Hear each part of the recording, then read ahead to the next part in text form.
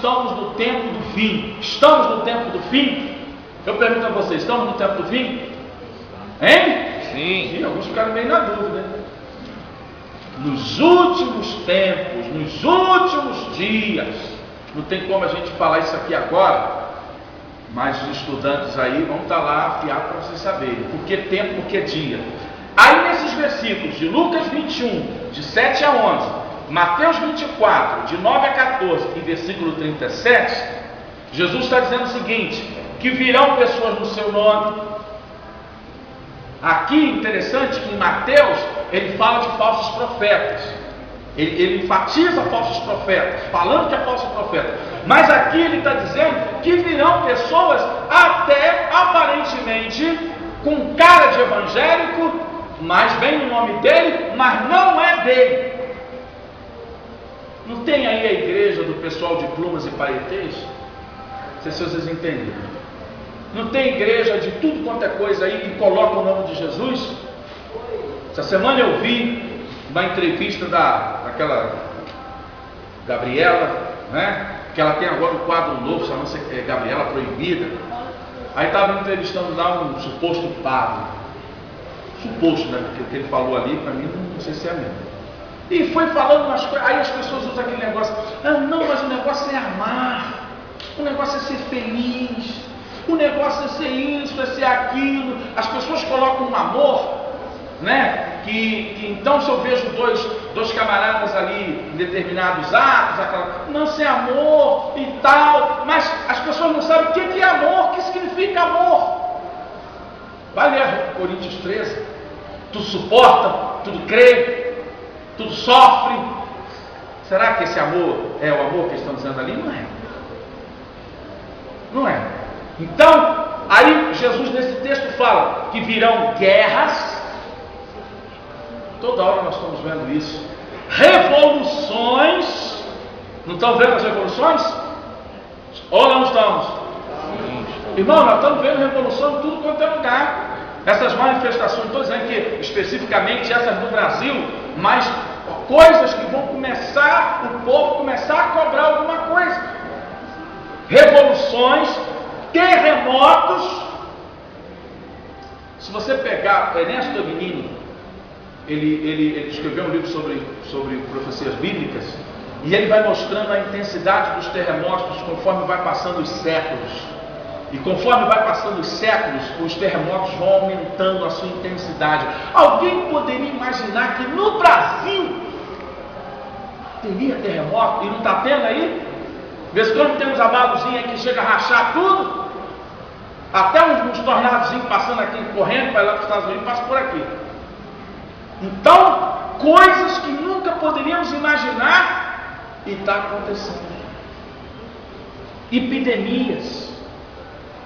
Meus irmãos, nós estamos vendo isso. Coisas que já estavam erradicadas, já tinham tirado, e está voltando.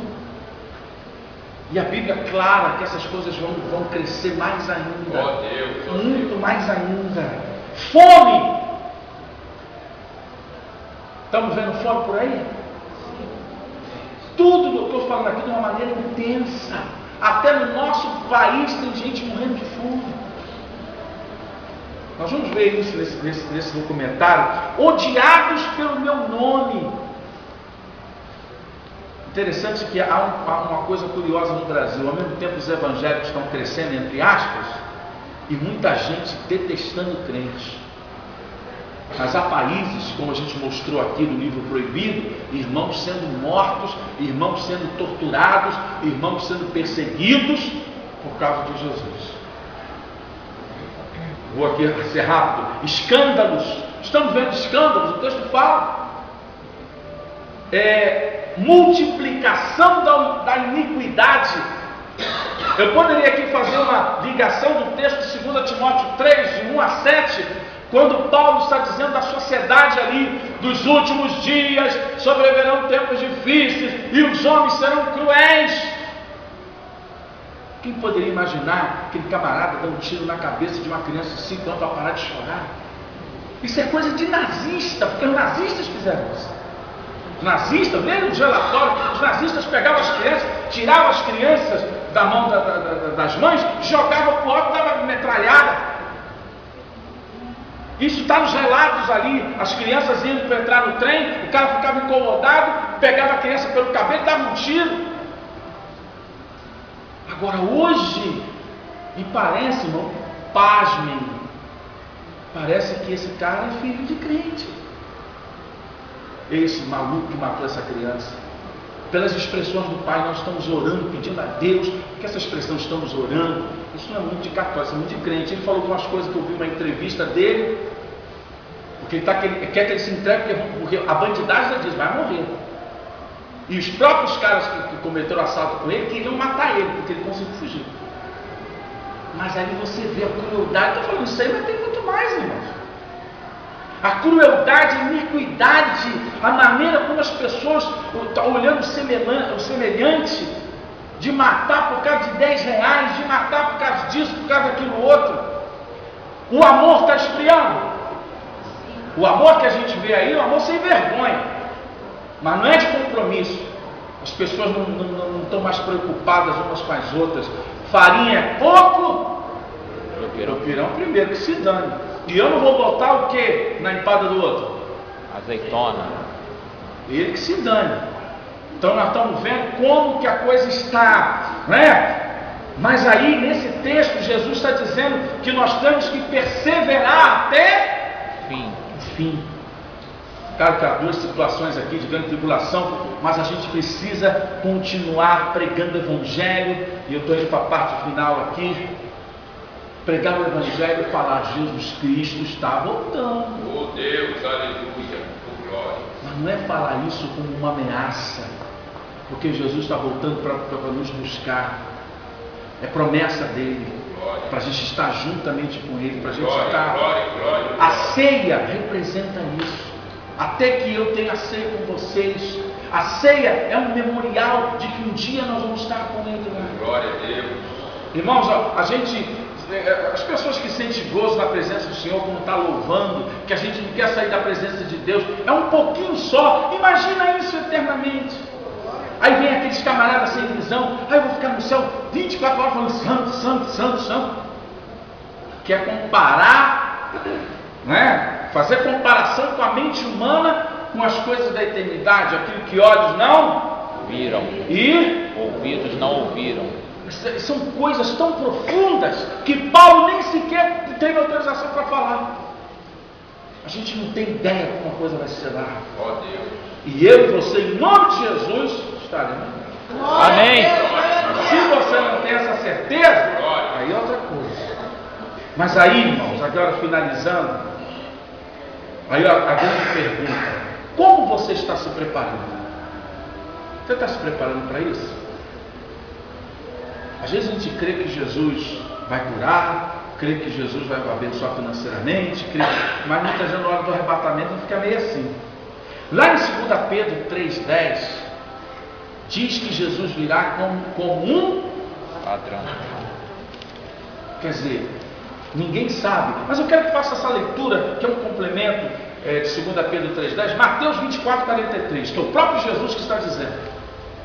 Mateus 24,43. Mas considerai isto: se o pai de família soubesse a que horas viria o ladrão, vigiaria e não deixaria que fosse arrombada a sua casa. E como é que ele continua aí? Pode pegar o 42, 46. Por isso ficai também vós apercebidos, porque vem a hora em que não cuidais, o Filho do Homem virá. A hora que você não... O que é cuidar? Não? Espera. Hoje Jesus não vem não, vou fazer aquele esqueminha. Hoje não sei como você quer. Você não sabe. É claro que a gente tem que buscar sempre santidade ao Senhor. Agora ele diz que se a gente soubesse, a gente não sabe nem hora nem dia, como um ladrão ele virá. Aí o texto lá em 1 Coríntios 15:52, que nós vamos ler devido a tempo, Paulo vai dizer que será num abrir e fechar de olhos. Imagina agora, se abriu e fechou olhos, Jesus já voltou, levou todo mundo.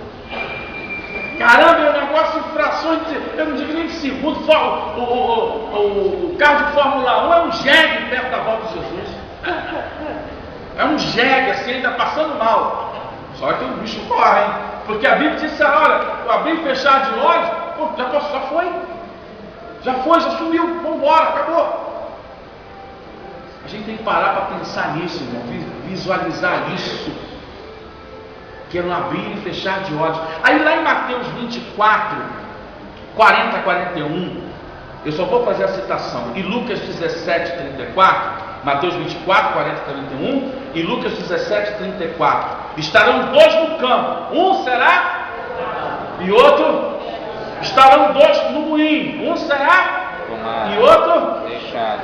Agora olha que coisa interessante, por que falou campo e por que falou moinho? Aí eu fui pesquisar. Quem está no campo são pessoas simples, mas no moinho são pessoas que já têm um certo poder aquisitivo. Jesus está dizendo que a volta dele é tanto para as pessoas simples, como para aquelas pessoas que têm posse, mas crê nele, que também vai embora. Então as pessoas simples, como as pessoas que creem, pessoas que creem, não é só os pobres, não, todos. Aí estarão na cama, conforme está em Lucas 17, 34. Até então as pessoas ficavam intrigadas, por que Jesus falou em cama? Estarão dois no campo, outro na cama. Mas peraí, ninguém fica dormindo enquanto alguém está trabalhando. Mas Jesus não criou os céus e a terra? Agora no Japão é? E aqui é noite. Jesus estava falando do fuso horário. Aí depois pararam para entender. Caramba, ele está falando, porque se Jesus volta agora para nós, hoje é noite. Para eles lá, dia. E quando virar, aqui for dia, lá é noite. Então por isso que ele disse isso. Olha que coisa tremenda a palavra de Deus. Como se pensava no fuso horário, mas Jesus sabe o que estava falando lá. Então, irmãos, vigiar. Aí lá em Mateus 25, que aqui eu já vou para a conclusão, versículo 11 e 13, está falando daquelas virgens sem azeite, que eram o quê? Elas eram o quê, irmãos? Loucas. Eram velhas, ok? O que é nessa? Hein? O que é isso? É o quê? Insensato. Uma pessoa que não pensa. Por que está sem azeite? Sem a presença de Deus, sem as coisas de Deus. E as coisas de Deus, aí daqui a pouco está subindo todo mundo, é claro que a gente não vai ver. Ai, olha por mim que agora eu me converti, agora eu quero ir para o céu. Agora acabou. Porque o texto no verso 13 vai dizer que elas vão dizer, abre-nos a porta. O que Jesus vai dizer? Verdade. Não vos conheço. A pessoa, o Senhor falar para você que frequenta a igreja, vem aqui, mas o seu coração está em outro lugar. Por isso naquele dia, mas Senhor, no teu nome eu expulsei 20 mil demônios daquele cara, eu fiz isso, fiz aquilo outro, mas era um pilantra, não tinha compromisso com Deus. E o Senhor vai dizer explicitamente. O que é explicitamente? Abertamente.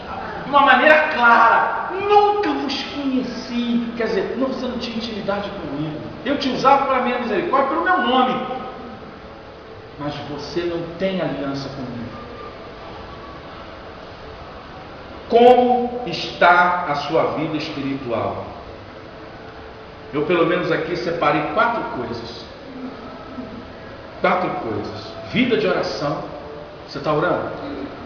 Tem comunhão com Deus? Eu não estou dizendo que você tem que ficar só ajoelhado, não. A comunhão com Deus é todo tempo, toda hora.